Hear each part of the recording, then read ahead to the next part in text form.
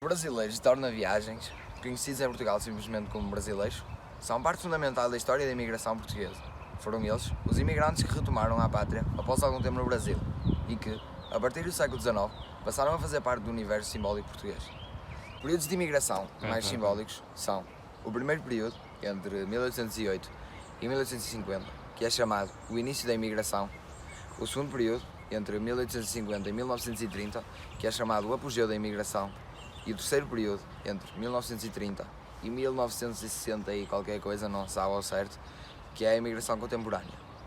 O maior fluxo de imigração do século XIX foi entre 1867 e 1882, no qual imigraram 1.127 pessoas, das quais 1.113 eram homens. O segundo fluxo de imigração foi entre 1892 e 1895, no qual imigraram cerca de 257 pessoas.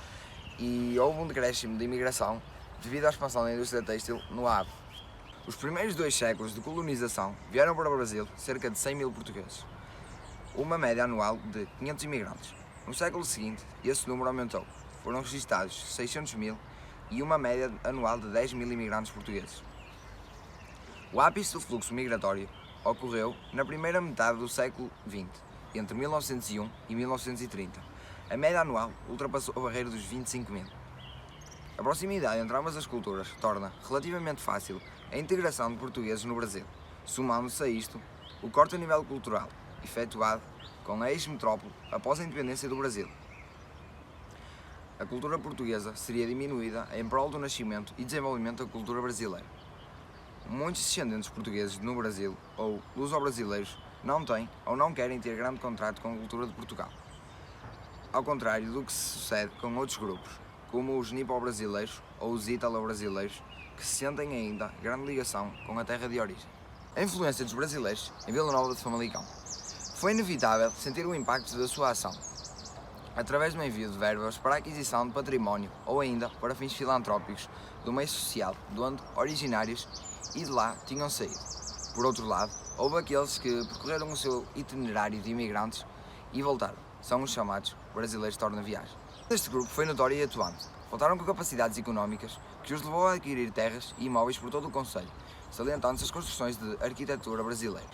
Distinguindo-se pelas grandes construções com formas, o setor económico começou a fervilhar, com as terras agrícolas a terem novas técnicas, instrumentos e novos métodos de exploração.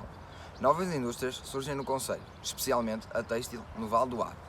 O comércio com o Brasil, através da troca de produtos regionais e nacionais com outros do lado do Atlântico. A intervenção em instituições sociais, culturais, políticas e religiosas com a intenção de obter destaque social, como por exemplo a direção da Santa Casa da Misericórdia, na Mutualidade, na construção do Hospital de São João de Deus, a intervenção em instituições sociais, culturais, políticas e religiosas com a intenção de obter destaque social. Temos um belo exemplo, que acho que todos nós conhecemos, a Confraria da Nossa Senhora do Carmo, em Lemém.